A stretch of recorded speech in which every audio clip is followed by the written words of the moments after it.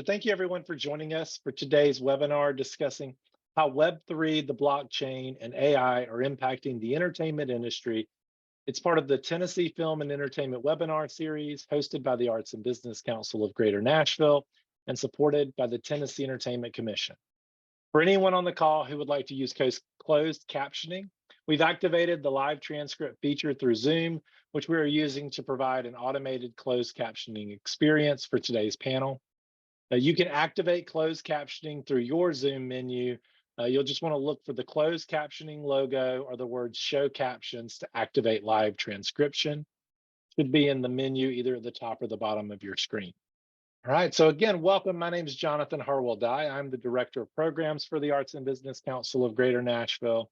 And we are an independent 501c3 nonprofit that leverages and unites the unique resources of the arts and business communities to create a thriving, sustainable, creative culture in Nashville. We do this by providing education, resources, and opportunities to the creative community while connecting the business community to the arts to foster workplace creativity and innovation. When you become a member of the Arts and Business Council, you join artists, art lovers, creative organizations, and leading Nashville area companies in cultivating our creative community. Our flagship program is the Volunteer Lawyers and Professionals for the Arts, or VLPA for short, which is a referral service providing pro bono legal assistance to income qualified artists, arts organizations, and creative businesses in Tennessee. VLPA services include quarterly pro bono legal clinics for artists, musicians, and creatives, the next of which will be held on August 2nd at the East Park Community Center here in East Nashville. You can sign up via the link that'll be shared in the chat in just a moment, and you will get a 30-minute in-person appointment with a volunteer lawyer. Income restrictions do apply, so you'll want to visit our website at abcnashville.org for complete details. And then in addition, we also host a monthly Black-owned small business and nonprofit legal clinic with our partners at the Bradley Law Firm. Held on the third Thursday of the month, the Bradley Black-owned small business and nonprofit legal clinic helps Tennessee small businesses that are at least 51% Black-owned with less than $1 million in annual revenue. The July clinic is now full, but we are still taking appointments for the August clinic. And so you'll be able to register for that as well. We'll share links to all of that in the chat in just a moment. But for now, I want to share a short video from the Tennessee Entertainment Commission about the impact of the film, music, and entertainment industries in the state of Tennessee.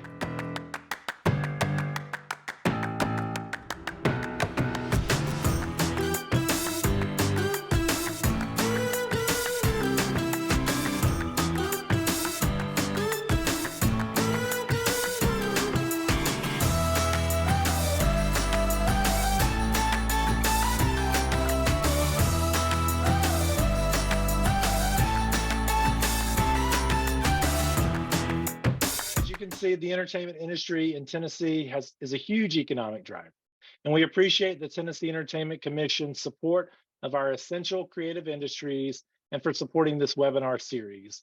You can learn more about the Tennessee Entertainment Commission through their website at tnentertainment.com. But now I'm excited to begin the conversation that we're all here for today.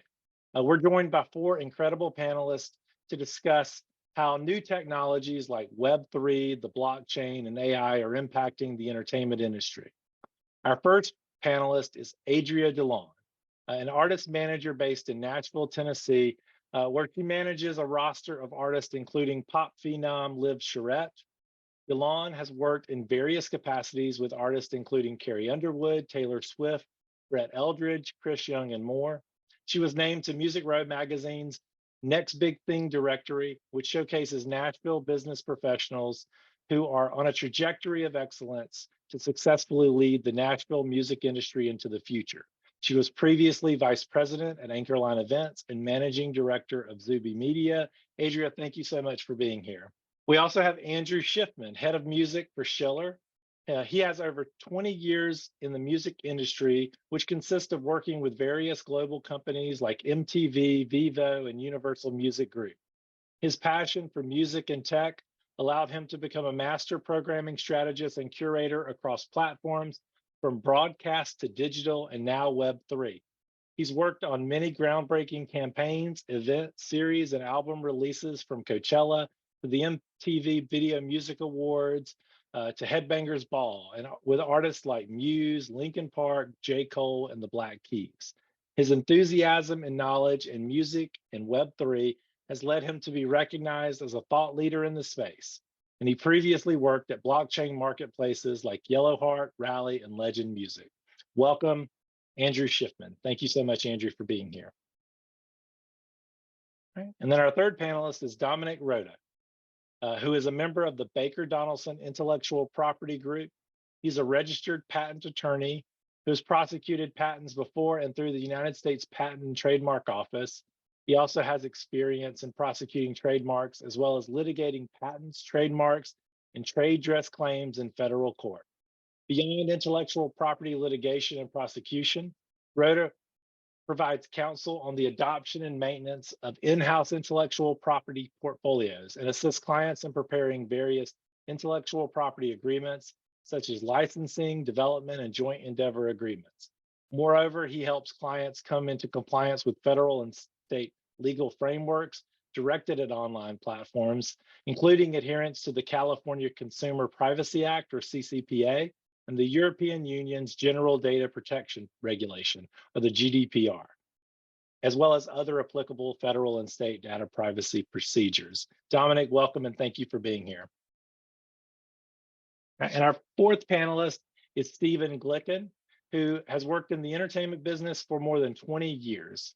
He's currently the CEO of Project Admission, a technology platform that integrates with ticketing companies to provide a more connected experience for the buying, selling, and distribution of tickets. Prior to founding Project Admission, Glicken helped lead business development for the Songkick, where he worked with artists like Paul McCartney, Adele, Kenny Chesney, and Metallica, and selling tickets in 70 different countries around the world. Stephen, welcome and thank you for being here as well. Thanks for having me. It's an honor to have you all here, and I'm excited to jump into this conversation. One of the things that we do with did with this webinar specifically is that we sourced questions from our audience by crowdsourcing all the attendees who registered. And so some of the questions I'm going to ask are going to come from them. And in fact, this first question was asked by several people. And it's a question that I'm going to open up to everybody. But the general public's level of understanding of these technologies, whether they're Web3, the blockchain, or AI, or something else, it varies across the board. And a lot of people don't exactly know what these technologies are or what they mean. And so I'm going to ask someone to define each of the three topics that we're talking about: Web3, the blockchain, and AI, artificial intelligence, so that we all have sort of a baseline understanding going into the conversation. So if anyone would like to start by defining Web3 and what that means, and then we'll go from there. I can jump off.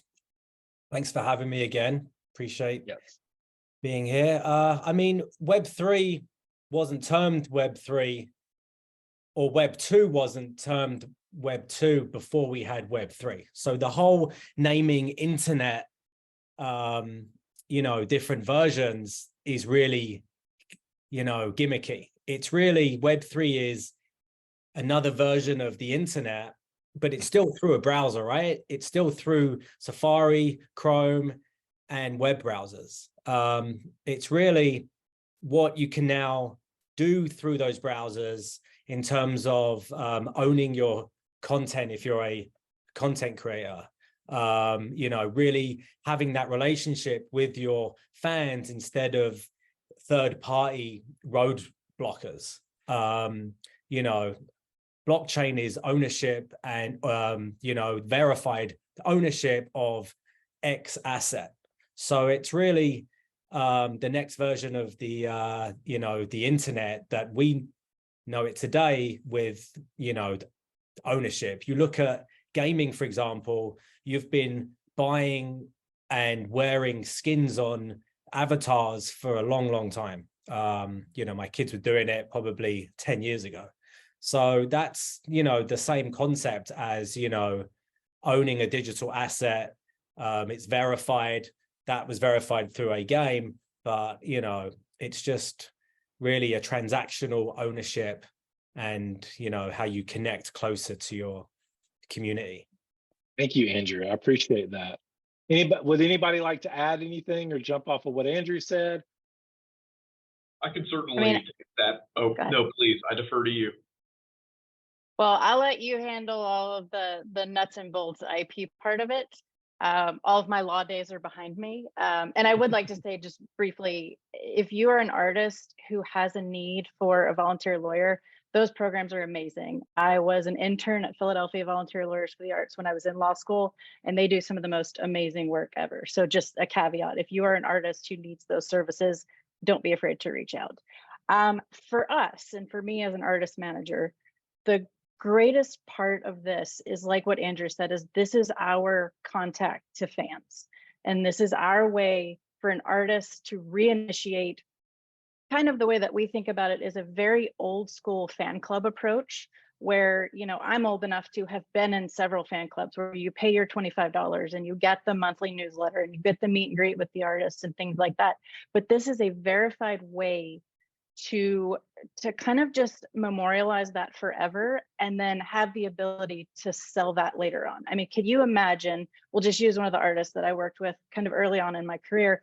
Can you imagine if Taylor Swift had that sort of digital commodity early in her career and you had bought it for $30?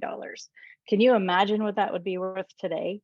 So not just money worth, but the ability to know that she as an artist had these fans from day one. And so it's, for us in the artist management community, it is a verifiable asset that you are a fan and you are choosing to support this artist. And it is a way that the artist can see who their fans are. Because, and I'll get into this more later, but we don't get data as far as who specific fans are. We know how many people in this age bracket listen to an artist. We know how many people in this city. We know how many people in this, you know, listening group or whatever, what other artists they like, but we don't know who the fans are. This is a way for artists to re-realize who their fans are specifically, like down to the person. So I think I have a different spin on my description of the blockchain and Web3. And I want to preface that I am a fan of blockchain and the entire Web3 movement. But just to put a different perspective on it, you know, to me, the blockchain is, you know, we exist currently or have on private databases, right?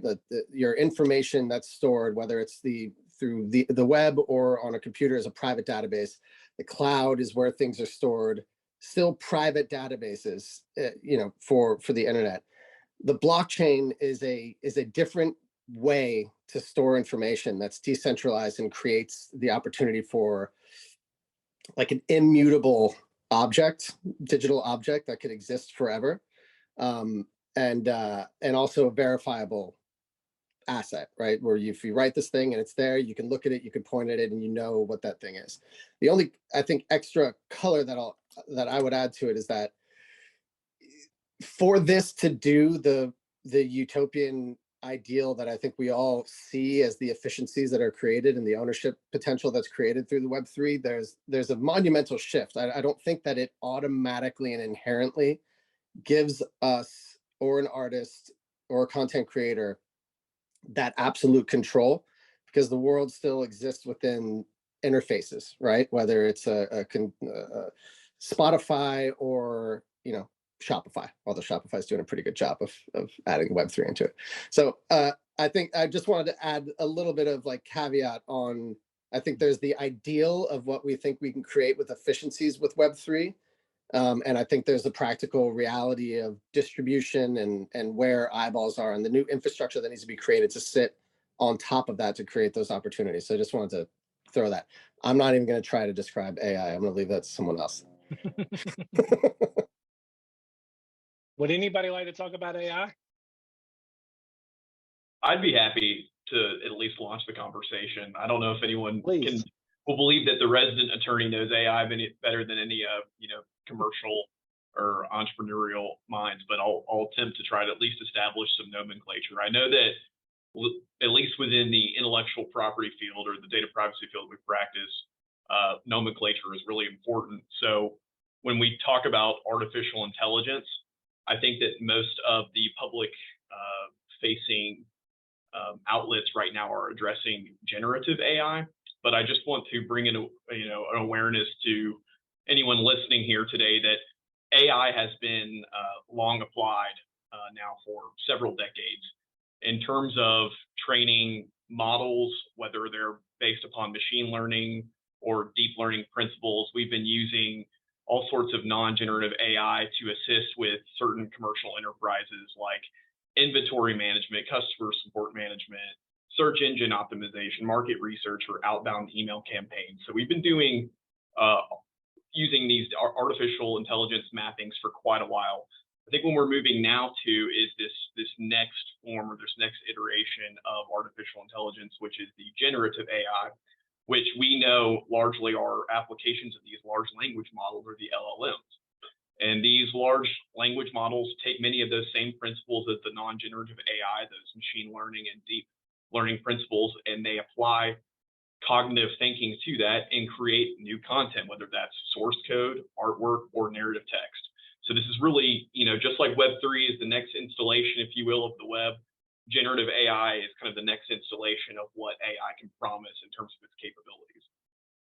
Thank you, Dominic. I appreciate that clarification, and I appreciate everyone contributing to that, because I think it's really important for us to have this sort of level of knowledge and sort of understanding of what we're all talking about as we go into this conversation.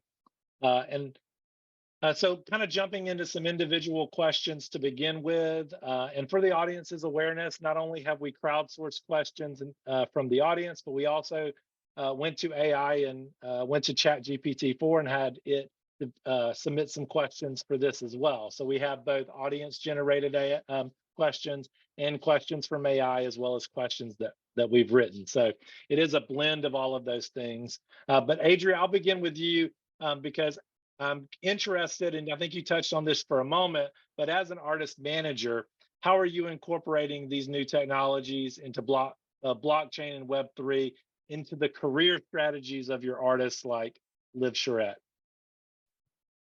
Yeah, I mean, and to piggyback on what Stephen said, this is not the perfect end-all solution to everything. There is no single artist who became a superstar without doing all of the things at any point in history, whether that was from the earliest celebrity artists all the way to, Dua Lipa, Adele, Harry Styles, Sam Smith. Those artists did not become who they are without doing a multitude of things and practicing a multitude of verticals. And so for us, this is an additional vertical.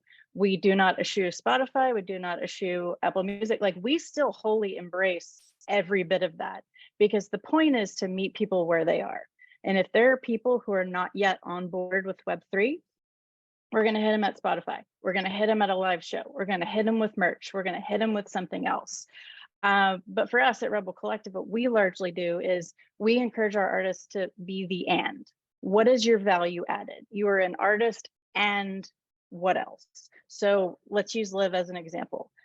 We released an NFT project for Liv at the end of last year and found an entire new community of fans that she did not have yet. And so we did a couple of things. We did outreach to the current fan base and met them where they were. We allowed them to buy with a credit card and put in a custodial wallet and not have to do all of the crypto stuff. Because for a lot of people, that is a whole different ball of wax, and they're not interested in learning about that. But what we used it as is a digital fan club card. Basically, Liv has chats with these people. She does concerts for these people that are like really true, the hardcore, we love everything you do kind of fans. We still appreciate the passive listeners that find her via a playlist that she's been added to. I mean, that's great. We love finding fans wherever they come from. I mean, my dad has gotten her several fans talking to people on the golf course. So we literally don't care where they come from. A fan is a fan is a fan. So at the end of the day, this is our restoration of the original fan club experience that was largely lost with streaming. And I'm not opposed to streaming. Like I said, I think streaming is an awesome way for artists, particularly underrepresented, underfunded, and independent artists, to get their music to the world in ways that did not exist before this. But I also think it's done a lot in the way of sort of desecrating the artist-fan relationship. Artists don't know who their fans are anymore. So this was a way for us to restore that one-on-one connection, or, you know, 1 on 100, whatever the situation is, and to really just give fans access to artists. And Liv's a great example, because she actually brought the idea to me about, I guess, 1.5 years ago. We have a friend that works at a label that had started talking about it.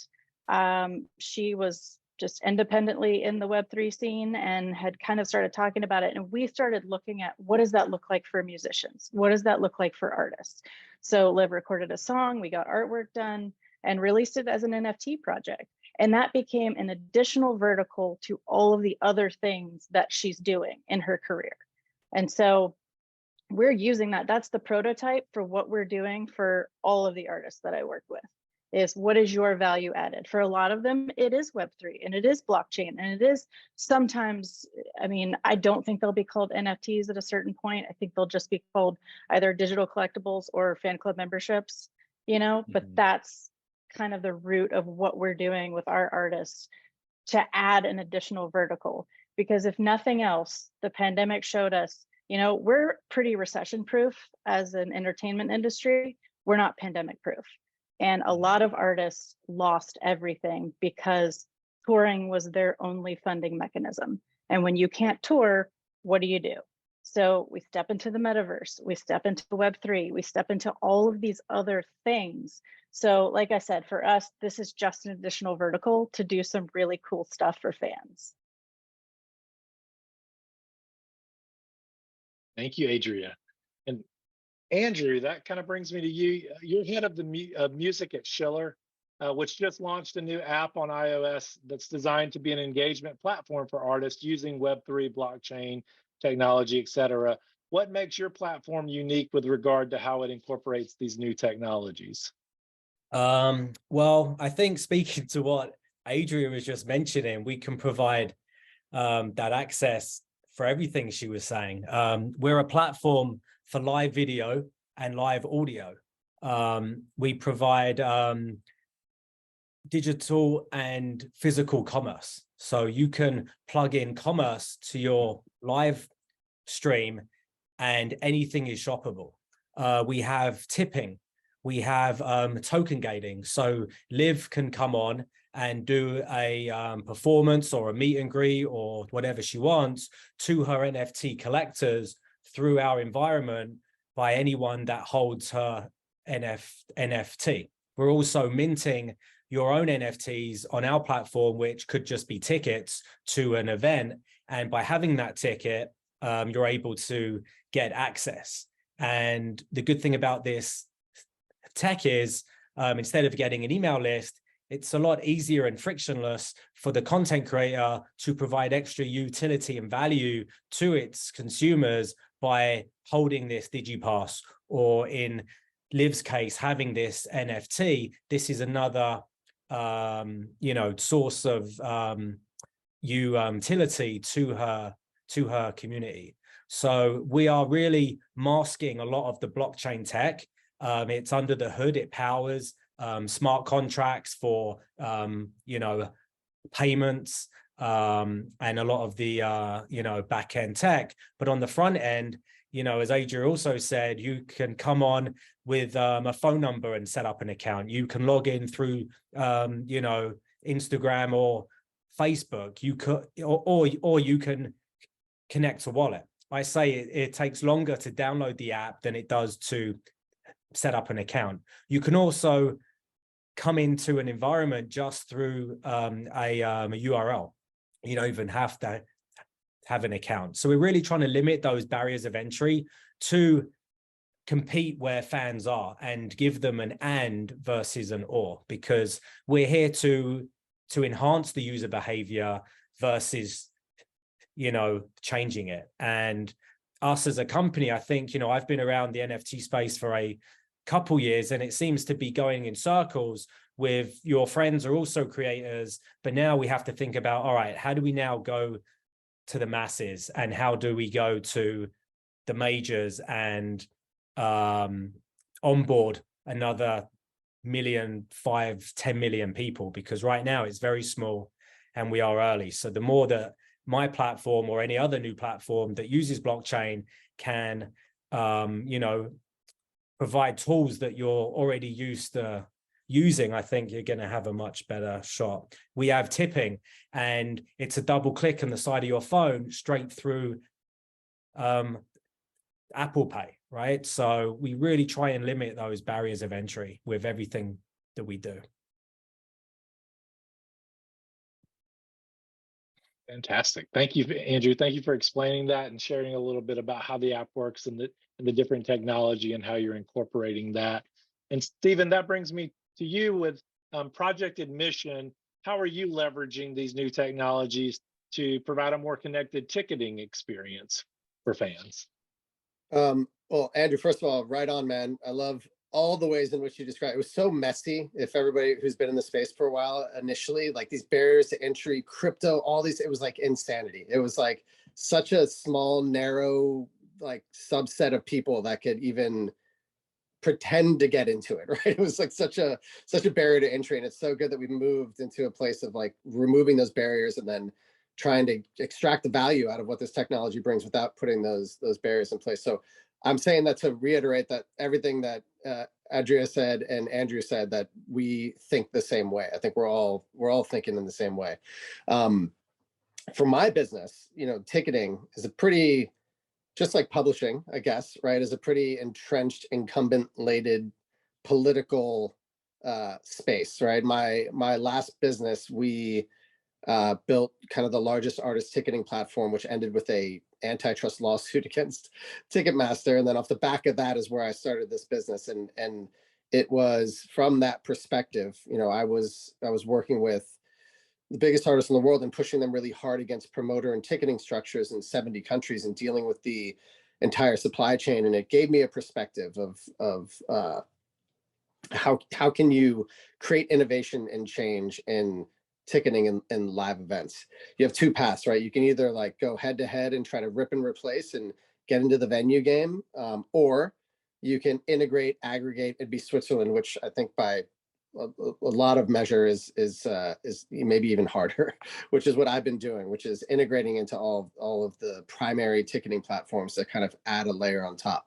And so when I started the business, we were going to start, you know, the concept of starting the business was around 2014, and I was going to start a blockchain ticketing company. And in 2018, when I sat with my co-founder and had literally our first meeting of how we were going to build the business, we took that and we threw it out the window. The reason being, at that time, you know, the efficiencies were not there. It was too slow. It couldn't actually, on one hand, do what's required in such a high volume, high demand business like ticketing. Also, if you're taking the approach of integrating into the existing infrastructure, it's an old infrastructure. So just if people don't know this, Ticketmaster is still DOS, you know, run /, you know, DOS command line with a graphical interface on top. So if you want to integrate into these platforms and you're going to take this, you know, new technology, it's nearly impossible, right, to try to properly plug that in. So we took the approach of building with a Web 2 interface into custom APIs into all of these platforms. And by the end of this year, I will have integrated access to be transactional and read write with inventory across all the major ticketing platforms, Ticketmaster Access, Tickets.com, SeatGeek, and then kind of down the line with the smaller ones. And so what we do is we take that broken, disparate information and we clean it up and create a unified experience on our side. And we create a different, more customizable, brandable consumer experience. And then from that, we're able to bridge into Web3 in a more efficient way. And the way that it's kind of currently enacted is almost exactly the same philosophy in the way that that Adria and Andrew were talking about, which is we pull fans into either post-purchase or a bunch of different ways we kind of port them into the platform. And then they have these assets that act as efficient passes, right? We call them fan passes. They're utility because of our platform into ticket sales. gated, token gating, all the kind of basic stuff that everybody can do, or into in-venue opportunities, which is where we're creating another kind of bridge into music. I've had to build this business in sports because they own the venues and do the ticketing deals, and that was the kind of strategy. But now that I'm getting ubiquitous coverage, I can start talking to artists again who play 40 dates in a tour across multiple ticketing platforms. And I'm this year getting to the point where I can bridge the fans in, and before the full transactional ticketing experience is there, we're hooking into the venue, whether it's like drive to the merch table for increasing the per head spend, check-ins. We work with the Avett brothers. It's their fan club membership pass, get some early access into the venue, things like that. So we're creating this kind of bridge. And the way that I look at the Web3 part of it is, from a consumer perspective, they don't even need to know, right? Like it's not necessarily something that we push to the front. I always, my joke is always like, when you go to Amazon to go buy something, like, do you care what the tech is written in, or do you just want to get that thing that you're trying to get? So for me, it's about what value do we provide? What efficiencies do we provide? What long-term value can we provide by using and leveraging this technology? And that's how we're kind of bridging fans from this Web 2 environment into the Web 3 world. Thanks, Stephen. Thank you for that. Dominic, you co-authored an article titled "Intellectual Property Legal Issues Impacting Artificial Intelligence." So I'm wondering if you can walk us through the legal issues that surround generative AI in terms of intellectual property. I'd be happy to, and I just want to say that I was really enjoying the flow of that. Now we're about to just pivot to AI, but I know we'll bounce back to Web3. But that was really good dialogue. I enjoyed listening to how you kind of strategize those implementations in the Web3 space and how you tokenize each of those on your platform. So thank you for that. That was fantastic. So as far as the questions of intellectual property as applied to generative AI, I think right now we've classified those into three fairly broad categories. The first one is whether AI, like the actual AI engine itself, should be granted status of authorship as understood under copyright law, or whether the AI should be granted inventorship under patent law. And then the second issue I would address is, how do you actually protect AI generated works? In the same way, you may ask how you would protect something that you worked on with Pro Tools or with some type of Adobe software where you're customizing some type of visual art. And then the third issue is, how do you actually enforce any AI generated works against third parties, or how do you enforce copyright against AI generated works, or kind of the flip of that? So just taking the first issue there, we've actually had the luxury of receiving some interesting guidance from the United States Copyright Office and from the United States Patent and Trademark Office on whether an AI can qualify as an author for copyright or an inventor for patents. And in the context of both of those, the United States Copyright Office and the United States Patent and Trademark Office has said that there must be a human component to that. And so they've expressly stated that AI cannot in and of itself obtain copyright or patent protection for a work of authorship or for an invention. There's still some ongoing discussions about whether that may change. I know that there's been a notice of public comment where the United States Patent and Trademark Office has asked for opinions from the masses, or from attorneys, or from relevant stakeholders as to whether that should be reevaluated. But for now, that's the current landscape. The second question that I was mentioning was how to actually protect AI generated works. Well, this actually came to the forefront of the legal landscape, and I would say, therefore, the creative landscape in March of this year, when the U.S. Copyright Office published some guidance titled "Works Containing Material Generated by AI," and this guidance was published in the wake of the Copyright Office's back and forth with an applicant who was seeking copyright registration for a partially AI-generated graphic novel. So by partially, what I mean is that the AI-generated graphic novel comprised textual elements that were original to the author. So the author actually, wrote the script himself or herself, and then the AI tool then created the visual works that accompanied the graphic novel. And of course, using the large language model, they were able to kind of generally arrive at the theme that was overlaying or underlying the textual elements. So the USCO, or the United States Copyright Office, had said that the selection, the coordination, arrangement of those written and visual elements were copyright protected, but to the extent each of those visual works were created by AI, those are not in and of themselves able to be copyright protected. So they drew a pretty harsh line saying that, you know, we might evaluate it in some, but at least to the pieces of the whole part, we're not going to award you copyright protection. And, you know, the question now that they're going to ask on a case-by-case basis is, to what extent did the human or the creator actually exert creative control over the work's expression? I estimate that with the way AI is currently moving, that they may continue to reevaluate that question.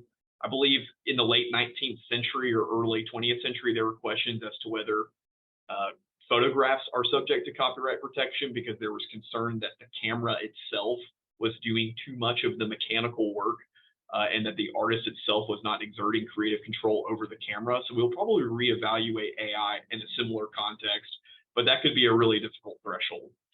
And then I'll bore you a little further with the third question, which is how to actually enforce AI-generated works against third parties and how to enforce copyright against, you know, potentially infringing AI-generated works. So it's that first question there, how to actually enforce AI-generated works against third parties. Well, the Supreme Court in 2019 said that if you want to enforce your copyright in federal court, you need to obtain a copyright registration as a precondition. And as we just discussed, getting that registration is going to be very difficult. But what if you register an originally created work, let's say it's some visual expression, and then you use an AI tool to actually then create some derivations or some modifications or some improvements of that? Well, does your registration extend to some of those AI-generated derivatives? Can you then pursue enforcement based on that chain, or how tenuous do those AI infringing works need to be? That question's a little unclear. But on the other side of things, if you're going to enforce your copyright against AI-generated works, well, that depends on a multitude of things. The two primary factors being, you know, what type of access did the AI have to the copyrighted material, and what's the substantial similarity between the copyrighted work and the AI-generated work? And that's really difficult in the context of, you know, these large language models that are scraping from the public domain because they have access to everything. And to the extent you're asking a large language model to follow suit with a particular style of visual medium or art, well, it could very well then pull from that visual medium or art and create that art. I mean, just recently in the Supreme Court's decision on the Warhol and Prince painting, we saw that the threshold for what is transformative is actually a little thinner now. So if it's a little thinner in terms of that transformative use and what qualifies as non-infringing, well, then anything that AI generates could theoretically be non-infringing, depending on, you know, some of those similarities and deployments. Thank you, Dominic.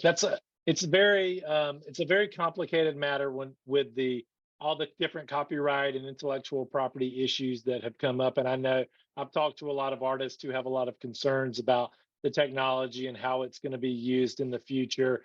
I know some of the submitted questions we had were around that. I know voice actors are very concerned right now. I know the Writers Guild is on strike, and that's tied to the use of AI in future film work as well. So it's a definitely an ongoing conversation, and something that the legal community and the legal world is going to have to catch up with, the technology and what it's capable of doing.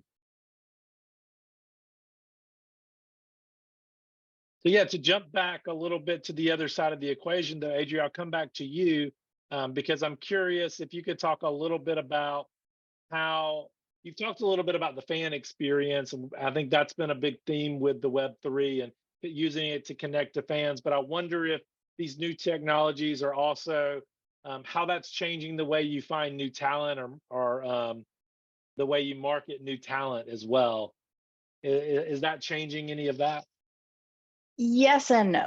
If you look at emerging technology across, I've been doing this for 2 decades, a little more.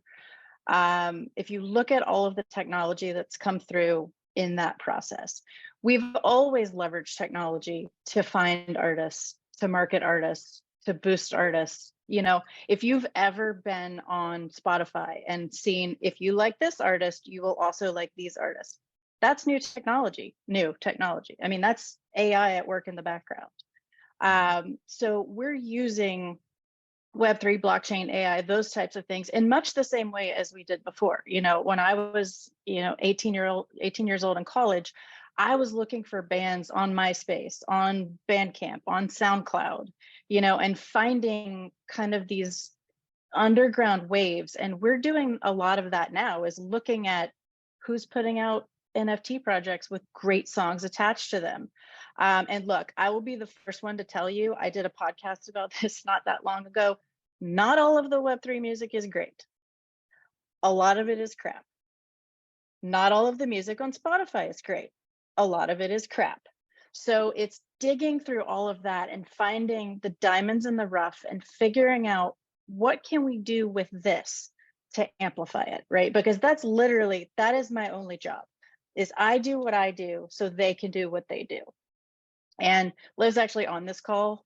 Hi, Liv. She's heard me say this 100 times in meetings and on things like this, but my only job is to take the spotlight and put it on the artists that I work with.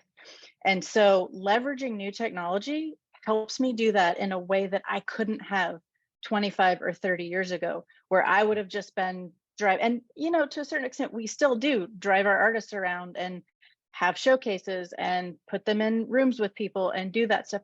This just makes it easy to meet people where they are.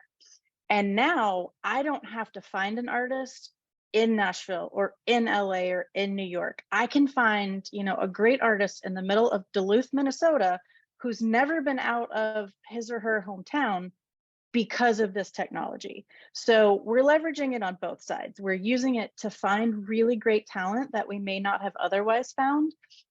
And we're using it to amplify the talent that we find and allow discoverability, because that's kind of what it comes down to, right? Is, are you discoverable? And that also goes hand in hand with what I talked about earlier with the be the and. Where else are you discoverable outside of just these music platforms and outside of just, can I find your song on Spotify? Well, what else do you do? Are you a gamer? Are you a foodie? Whatever. Algorithms are helping us immensely. And so that I attribute a lot of the fact that we are able to work more quickly and more nimbly than we ever have to these new technologies that are helping us. And that's not just Web3, blockchain, AI, those kinds of things. It's everything deeper in a technological sense. It's the internet as a whole has revolutionized the way that we do music, marketing, discovery, all of that stuff. Thank you, Adria. And Andrew, given your experience with different platforms and with the Web3 space specifically, I'm wondering how you see the technology changing the way that music is distributed and consumed. Obviously, the online experience and this digital seamless experience, but do you see further down the road, how is integrating this technology going to impact the way that music is distributed and consumed in the future as well? Yeah, that's a good question. I mean, this is just another distribution method for artists. If you look at the end of last year, physical music was over like $1.2 billion, and vinyl was like 70% of that. So physical music, whether it's just being collected, I think there's another stat that like 40% of vinyl is never opened, it sits on a shelf. But now with digital music and ownership of a NFT song, you can listen to that immediately whilst have your collector edition on your shelf, because people still want to collect physical, but we can tie physical and digital. And I think music was valuable before streaming, and streaming made music free. So now we're almost looking at, okay, music is basically free. I have means to every song ever made through a $5 a month, whatever, subscription model that we know artists really aren't getting paid for. So Web3 has really made music valuable again. And how can we tie different benefits with a song? So I support a lot of music in Web3, and I buy a song on Sound XYZ. Maybe it's like 17 to 50 bucks for one track, but I'm buying that track because by having that song in my wallet, yes, if that artist becomes massive, this song is like 1 of 25 editions and it's available on the secondary market. So my value goes up, plus the artist can benefit on those royalties forever. But by having that song in my wallet, it gives me access to other utility, maybe a discount for a live show or a meet and greet, or a hopefully a Schiller space where it's a token gated environment. So, music is free, and that's now pretty much going to be hard just to sell. So what else can it come with? It could come with vinyl. That's a massive perk, right? Or a limited edition t-shirt that matches the artwork on the NFT that is only available for X amount of time. So there's creative ways to package music now. I was in the ticketing space as well, Stephen, with Yellow Heart. So what I loved about that was you could package a ticket with an unreleased song or the live set from that show.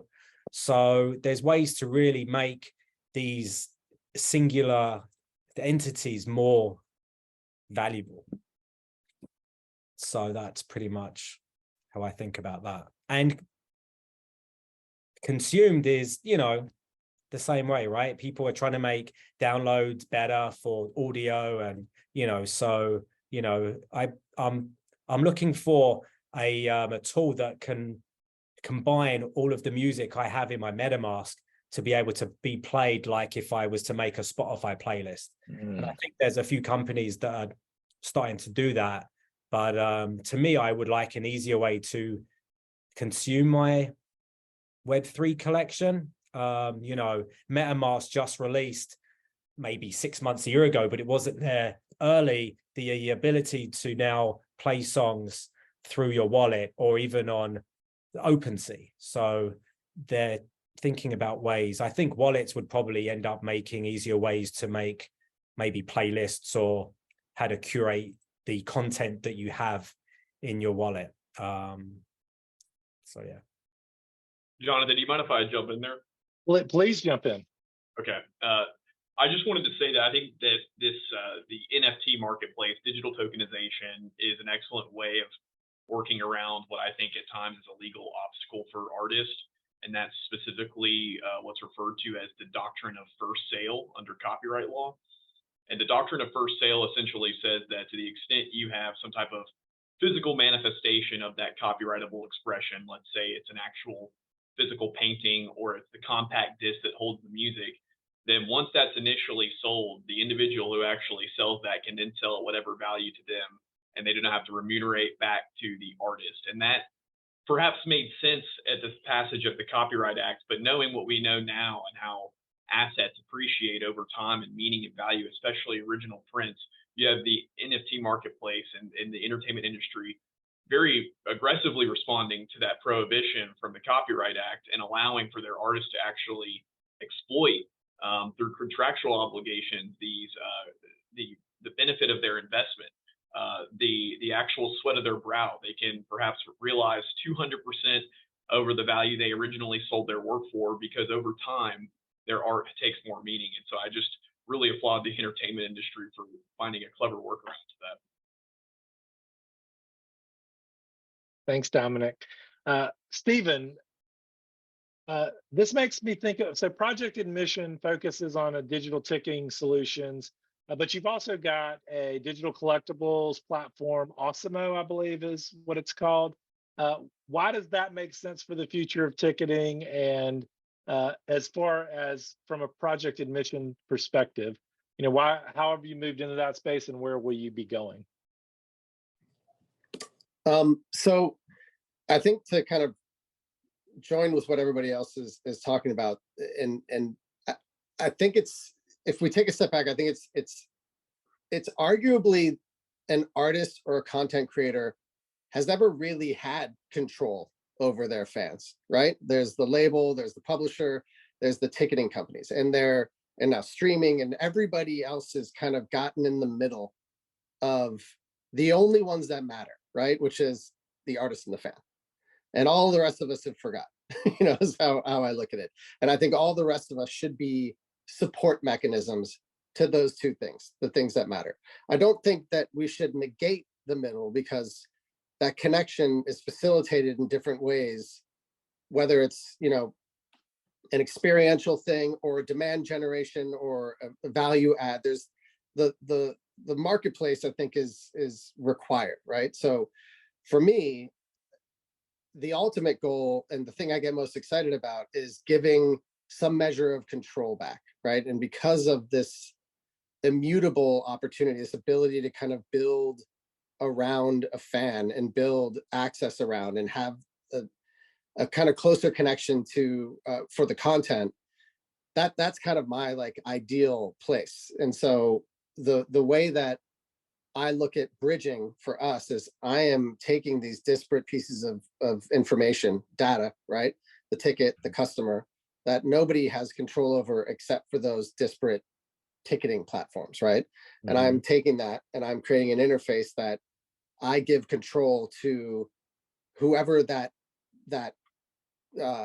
connection point is, whether it's an artist or sometimes it's even, brands with distribution. But for me, the data piece is for everybody, right? We don't hoard data for ourselves. Like my philosophy with that is like, I may have it, Andrew may have it, we're both going to hit the person, it doesn't make a difference to me if both of us have that, right? It's whatever value we're going to bring towards that communication. So the bridging for me it's a kind of a long play, right? It's how do we start bringing fans into this kind of unified place? And the Awesemo thing is just really, it's like a construct to kind of create, but the brand is useless. You can throw the brand away. It's like, we don't really care about that. It's more about a vehicle to create this extended opportunity. We originally positioned it as this like post-event, where we're kind of hitting distribution, and we do transactional brandable storefronts. We do like sponsor inventory management, season ticket management. And this was originally positioned as how do you connect with the fan post-event and then create opportunities, but it's extended in how it's used, because it could be at the front of the event, could be outside of the event, driving back into the event.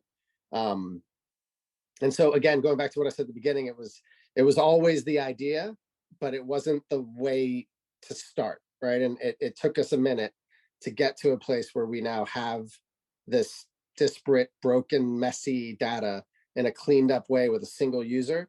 And now we can start creating something really interesting off the back of that.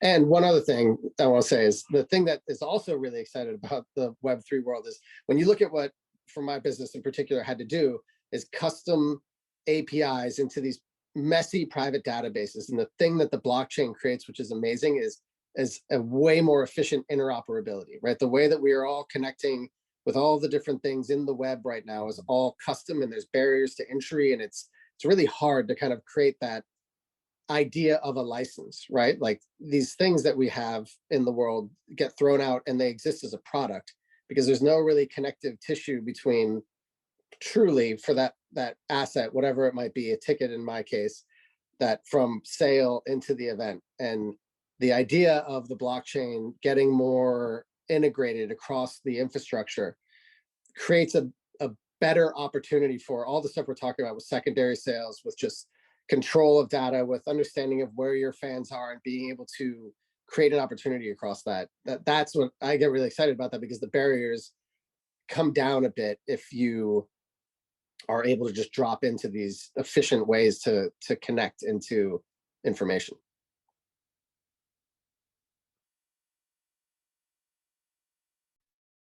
Thank you, Stephen. And so one thing that I've heard from everybody is how the technologies are being utilized to reach fans, to connect with fans, to connect artists and fans. But I'm wondering, what are the potential challenges and the obstacles that have come up with these new technologies every solution for a problem generates a new problem. So what are the obstacles and challenges? And anybody can respond to this, but I'm just curious, what are the obstacles or the challenges that we're seeing right now? Do you want me to jump in? I think a lot of Yeah. obstacles for us are both fan adoption and industry adoption. And it is no secret that Nashville is behind the curve on a lot of things when it comes to forward-thinking tech in the music industry. But what I will say, and what does give me really, really great hope for the fact that this could do really well for Nashville, is what Nashville and particularly the country music industry has done better than any other genre and any other music city in the world, is fan engagement. I mean, if you look at CMA Fest, there is nothing like that in the world, where fans get up close and personal with their favorite artists, and the artists are actually cool doing it. I mean, I can't tell you how many non-country artists I've worked with who just abhor fan engagement. They don't want to do meet and greets. They don't care. They just want to stand up there and sing. And that's fine.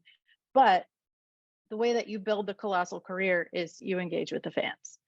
And so I think once Nashville catches on to the fact, and I'm using Nashville as kind of the placeholder for all of our local music, particularly country, but as we get other genres in town too, which I love, because half of my artist is pop, and I love that. I love pop music. I'm wearing a Whitney Houston shirt today. I Want to Dance with Somebody has been my favorite song since 1986. I mean, this is my world. I've also worked a lot in country, and so I've seen both sides of it, and I still do work some in country. But I think the idea that this is a potential for reigniting a communication between fans and artists, and reigniting essentially the fan club concept, I think we will see Nashville start to adopt those things. Look, I've been here and I've worked through several iterations of technology, from the advent of YouTube, and having a boss that said, I don't understand why we would ever put an artist on YouTube. And I said, just try it. Well, where is one of the main discovery platforms for music in the world? It's YouTube, and then the streaming thing came along. Well, that'll never work because people are still selling CDs. Is there a reason a record label still sends me 8 boxes of CDs every time we release an album? Like, what do you want me to do with those? And so it's finding a way to get local adoption for the Nashville music industry into this. I think that is one of the big slamming doors in this particular type of technology. I'm with you. Let's do it, Adria. Let's make it happen. Let's go. Want to be best friends? Let's hang. So I think to that end, though, I think to me, the biggest barrier is the incumbent infrastructure. I talked to an artist this week that their label controls their data completely. It was staggering to me. Like, the deal that they struck as a young artist coming up, it didn't matter what kind of fan engagement and data we were going to do. They were like, well, how can you help us? Because everything just needs to go over to this label who's going to control it. And I think there's a lot of fan touch points that are like that are barriers for the artist gain that control. That to me is like, how do we not just unwind, but how do we create enough value to help challenge the current infrastructure and supply chain needs, right? Because like, and I'm sorry if there's any record label people on here, but I think, at the end of the day, we look at what happened with the record labels from like physical to digital, and they fought it and they squeezed, and in a lot of ways they kind of lost, right? And they got relegated a bit to the back office, right? Now they're the bank and the logistics and operations business, but the commercial layer is someone else. But there's still a lot of like grabbing and holding happening. It makes it very difficult for someone to truly own it. And I think, fan clubs are a great way to do it, right? And then it just becomes a question of servicing that, right? That's where I think maybe just to talk a bit about AI, where that could be really interesting, right? In its current iteration, it's all kind of language. So it's around like marketing and customer service and things like that. We use it, actually, our programmers use it to pair program with them because it's doing kind of below the line backfilling in coding, which is kind of just, I don't even understand it, but it's staggering and kind of amazing. But maybe there's some efficiencies that created to allow and better infrastructures to allow a direct to consumer potential that's viable, right? Because I think it's hard, right? It's hard to do all of the things to be directly connected with your fan. But so yeah, so I think just incumbent infrastructure is what I would say is the biggest barrier. How do we kind of crack and integrate and expand into those things and open up opportunities? And I just want to jump in and say one more thing, because I agree 100% with everything you just said. And I think a lot of us that are in the Web3 world on the music side get labeled as anti-label and anti-streaming. I'm neither of those things. I'm anti-shitty deal. And so when a label comes to me with a good deal that works for everybody, let's go. When streaming comes to us with a really good proposal that works for everybody, let's go. I'm pro artist, I'm pro good deal, and I'm pro creativity. I'm not anti-label and I'm not anti-streaming. So I'm saying that for all of us, because I think most Web3 music industry people feel the same way that I do. It's let's stop doing shitty deals. Fairness, right? It is my mission in life to prove you do not need to be destructive to be successful. And I think there's a lot of those deals that are pretty damn destructive.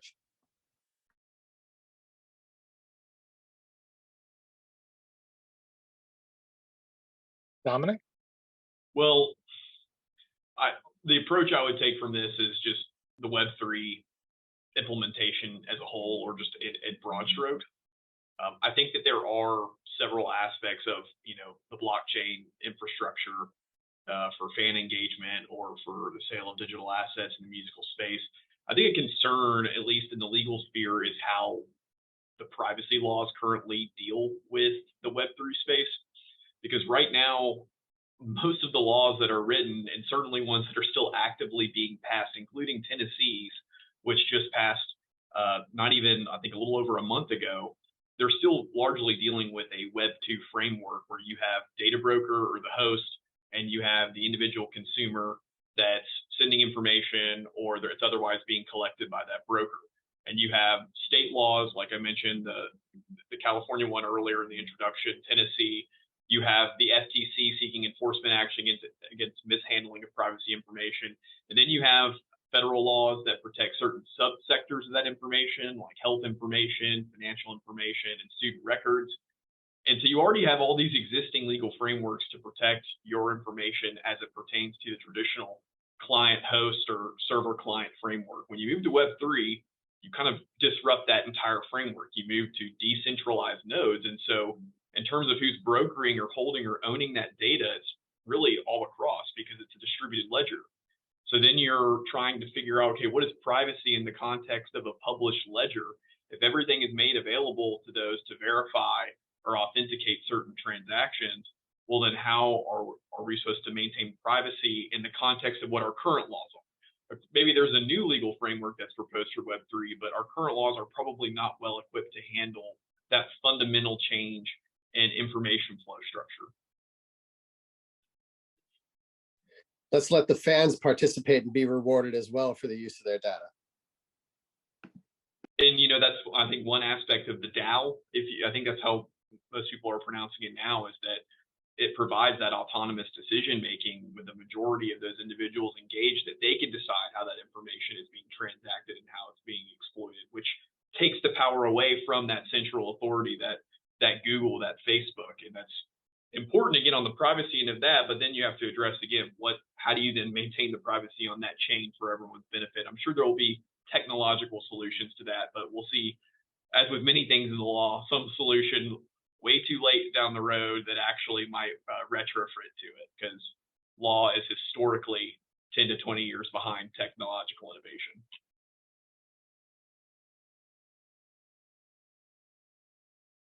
Thanks, Dominic. Andrew, I haven't heard from you yet, but I'm curious about the potential challenges and obstacles that you see. I mean, really, it's down to us, the guys behind the tech or the platforms or working with content creators, to educate them right. So I've always taken an approach to, you know, pitch an artist or a piece of creative that is really geared towards what they are currently releasing or, you know, doing. So, you know, I've got two conversations. One is no Web3 talk or lingo to the major labels or artists that haven't dabbled in this space, that they can use this like a Schiller platform with all these experiences. I don't say mint, I say buy. I don't say digipass, I say ticket. So there's ways to kind of get around it. You don't have to mention, you know, a wallet. It could be sign up through social or a phone number. Then if I'm talking to my Web3 community, then I can go deep in, you know, how they can best utilize a lot of this tech with their existing communities. So it's really how we position it to our content creators and really knowing what are their goals. And if we are a Web3 only focused platform, and you know this artist, you know, do your research. And if all their, you know, communities on Instagram and TikTok, and you can't offer a solution that's seamless for that, for those, you know, platforms, then perhaps it doesn't work for that artist yet, you know?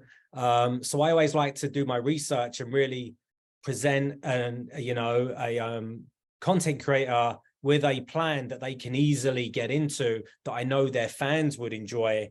So it's really us educating on what that content creator wants and, you know, taking them through it so they can understand.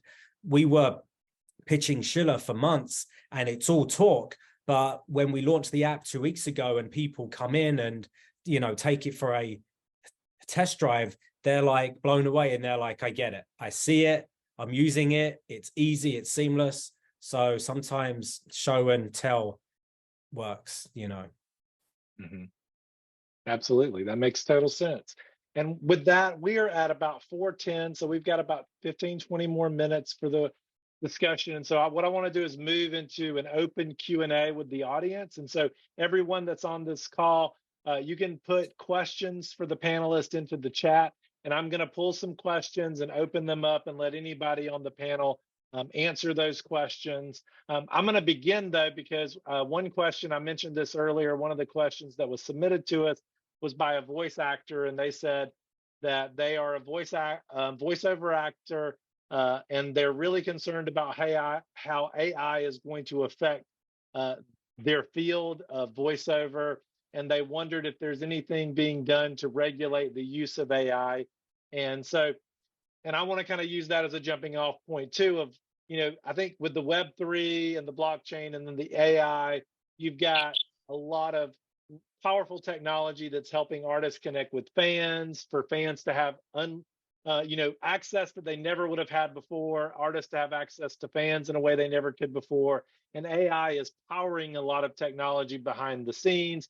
But with generative AI, there's also this fear from creators that they're going to be usurped by technology, even though technology is their best tool at the same time. And so from a sort of a voiceover, but also, you know, just for content creators in general, how is that, like, are there regulations being talked about? Are artists worried about this? Or are you hearing this from artists that there's concern? What does that look like? And then while y'all are answering that, I'm going to encourage folks on the call to put their questions in the chat, and then I'll go through those as well with everyone. Well, I'd be happy to take a first stab at that. Okay. Well, Yeah. I know, you know, when it comes to those concerns from the voice actors or from the creators, there are only so many tools or only so many arrows in the quiver that you have to actually prevent that type of exploitation of your intellectual property or your publicity, as you would call it in the context of the voice acting. I mean, you have traditional routes of intellectual property, which are, you know, copyright, trademark, patent infringement. There's trade secrets kind of sitting on the sidelines there. And then you have, at least for voice actors or for their likeness, you have name, image, and likeness laws, NIL laws, or publicity laws that can perhaps curb against that. I think the issue, at least right now, is, again, mentioning that law is traditionally far behind technological innovation, is how do you actually take existing frameworks right now and apply them to highly evolving technologies here.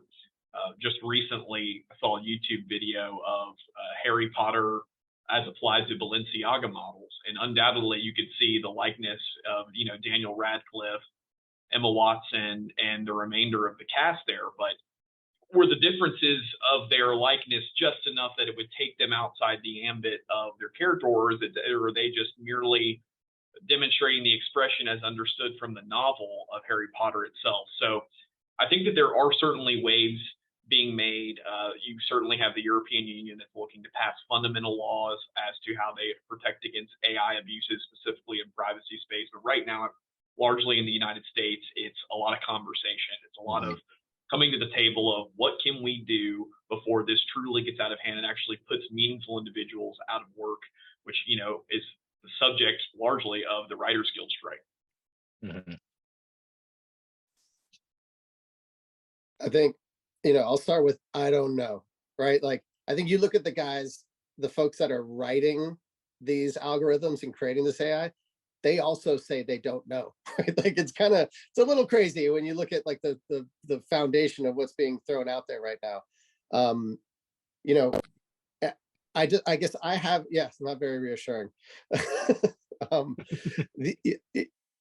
It's, you know, when it comes to content creation, I think it's really tricky, right? Like, how is it another being in the gamut of content creation? I think we were talking about, Dominic, where it's like rights infringement, that's one category, right? But when it's just like head to head, like I'm just creating music efficiently and quickly, like what happens to the sync licensing, the composers, you know, what happens on that side? You know, then there's the you know, recreation of a Beatles type song, you know, or there's the art that's happening. I don't think anybody knows, right? Like what does that look like in the landscape? Do all tides rise and it just becomes part of the landscape? Do certain sectors just become completely gobbled up? You know, I think it's tough when it comes to the content creation side right now. And I'm just adding more questions to this one, because that to me is always it's a struggle to think through that one. I mean, I would love to hear like an artist's opinion on that as well and how they're feeling. And you probably have a good gauge on that, Adria. Yeah, I mean, and that kind of goes back to what we push all of our artists to do, is be the and. First of all, be truly authentic. Whatever that thing that you do is, do that. But what else are you doing to complement that? Because eventually people that are hiring and are looking to utilize whatever your talent is are going to want something besides just, and that's not to say that there's not a place for AI, but I was in a group, not a group chat, but I'm in a Facebook group for songwriters. I don't know how I got in it, but sometimes I just lurk and watch what they talk about. And there was this enormous conversation around AI and around AI creating lyrics. And that's what people kept going back to, is the songwriters that have been doing this, you know, for 10, 20, 30 years kept saying authenticity, just keep doing what you're doing. And that's how we're all going to figure this out. I mean, not unlike streaming, where people at a certain point became concerned that that was going to displace certain distributors. Well, we figured that out. And so that would be my advice. And that's what I tell every artist that comes to me with a legitimate concern about AI, you know, or something like that. Or what if somebody uses my image, you know, for something AI related? Well, if they're using it for something good, then we leverage the hell out of it and we use that as a marketing tool. If not, we figure out a way to get it taken down or to get it blocked or whatever. But I think this is, and always with emerging technology, like I know that it's not reassuring to hear nobody has the answer, But this happens every time there is a new technology, a new technological advancement in something that we do in the creative field, every single time. I mean, it happened when digital art started becoming the norm, and people that were painting and drawing had concerns about that. Keep doing what you're doing and do it well, and figure out what your thing is and run hard and fast at that. Yeah, I totally, I was going to mention, you know, when streaming first came about and where we are now, I feel like we're going to go down that same path.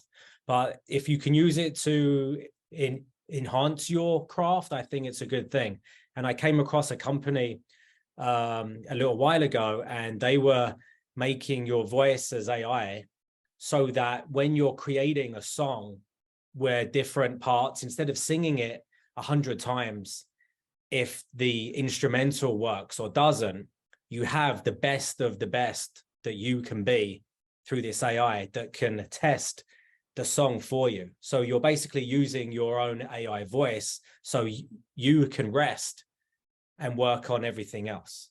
So I think there's different ways that it can be used versus ripping off a Jay-Z song or, you know, Rihanna. But if you use it for your own personal context, I think it's a massive win. I will say one more thing. I think there definitely needs to be, and it's a real legal conundrum, some sort of regulation across what's going on, because there's just so many ways that it could be used that's not great. And there just needs to be something, whatever that is. I don't know, watermarking, like I don't know how you get the reins of this thing, but it feels like we need to be very thoughtful around some sort of regulation with it. Just given I'm a big sci-fi nerd, you read any of those sci-fi books, and it's no bueno. No, they're all dystopian, that's for sure. All right, so we have a question that was submitted by Catherine Stearns in the chat. And she said, hello, everyone. Thank you so much for taking the time to be here. This is a general question. How are artists creating and releasing music as NFTs? And then there's a second part to that. What would the release look like and who has access to it? So talking about artists releasing music as NFTs, who would like to take that question? I mean, I know I've talked a lot today, but I think that kind of falls squarely into the 3-point shot of my bracket. It varies as much as music varies. There are 100 different paths to releasing an NFT. Largely, the music component is the same as a regular digital or physical release. You still have to record a great song for it to do well. That's not true.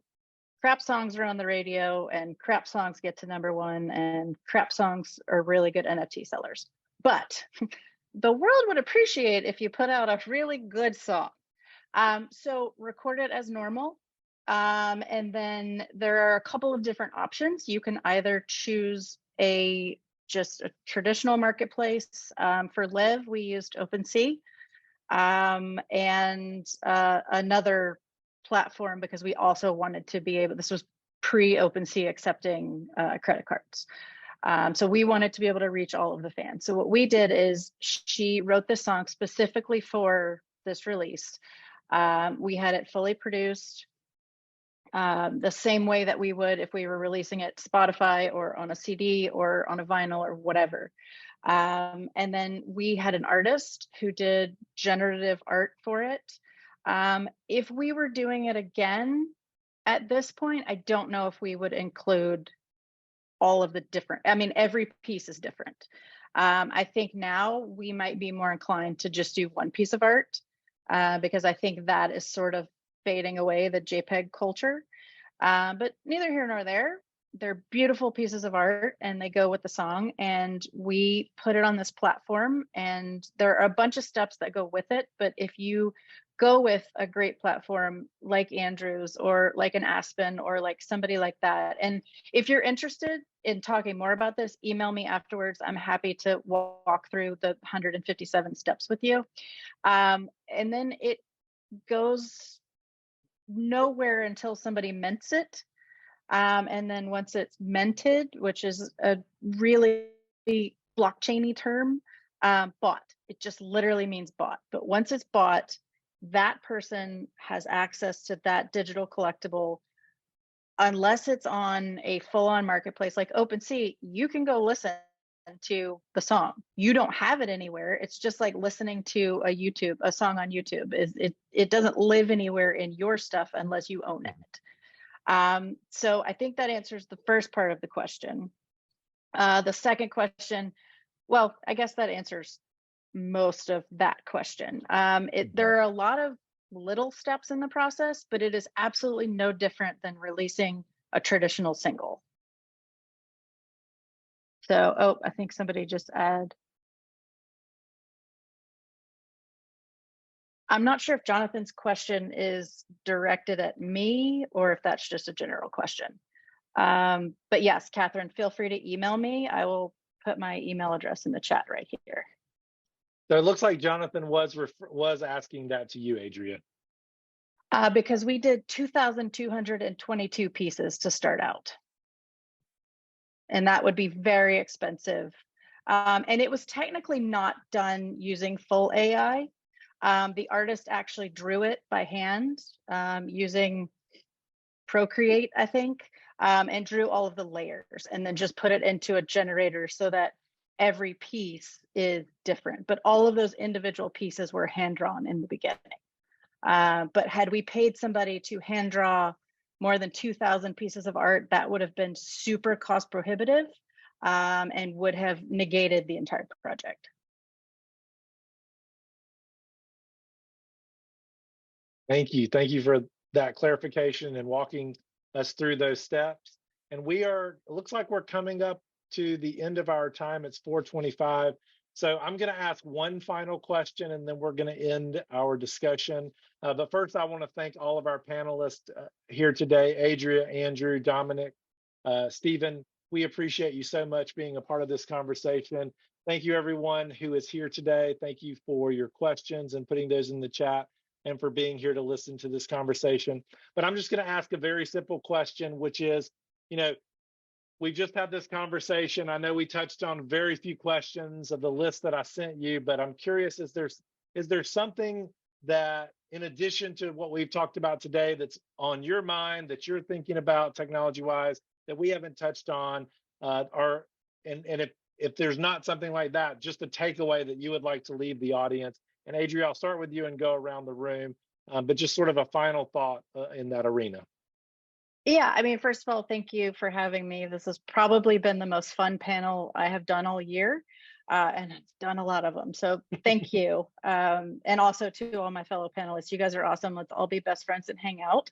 I've known Andrew for a while, so let's all find a cool way to work together. I think for me, the biggest takeaway, and I say this to everybody that I talk to that is on the artist side or on the management side. If you are an artist and you have an interest in something that is technology related, and the people that you are working with have no desire to even look into that, those are not your people. You're with the wrong management company, you're with the wrong label, you are surrounded by the wrong people to help you do what you want. The people that you want on your side are the people that go, you know what? Even if this is a total crap idea out of left field, far off of Neptune, I'm going to research it. I'm going to look into it for you. I'm going to figure it out, and let's see how we can make this work. If you don't have people like that in your corner, find yourself some new people. Andrew, what about you? Yeah, I'd say, don't be scared to jump in. I always say this is for a music artist, same rules, but different tools. So keep doing what you're doing. Keep having that marketing plan. You need a long-term roadmap and see where Web3 can fit in to various tempos along your journey. Don't confuse the shit of your fans because they don't care how it works. They just want a seamless experience, and just be honest and be a good human and treat people the way that you want to be treated. And yeah, I think I can work with everyone on this panel. So great curating it, and look forward to following up. And thank you for being here and having me. Thank you. Stephen. I will also say thank you for having me on, and it's been awesome talking with you guys. And yes, let's all connect after this. I think my only kind of parting bit is, just to ask why, right? Like if to use any technology or any platform or anything new, what value will it provide for you, right? Like, don't I don't think it's using technology for technology's sake, right? It's like, how does this technology provide something better for my fans, or create a longer opportunity for me, or create a richer experience? Whatever the why value is, I think is always, I think, more important than any of the technology. And then using that technology to help execute whatever that thing is that you want to do, fan engagement, whatever you want to do with it. But I think it's important to just take a step back, look at it, and see how it's going to actually help move something forward or create a better experience. Thanks, Stephen. Dominic? Jonathan, just want to say thank you to the Arts and Business Council. Thank you to the Tennessee Entertainment Commission, and thank you for the engaging questions, and thank you to the panel for participating in this. I've had a blast in this past hour and a half. Just a few things in terms of my parting words, if you will. First, I always think it's important to just be educated.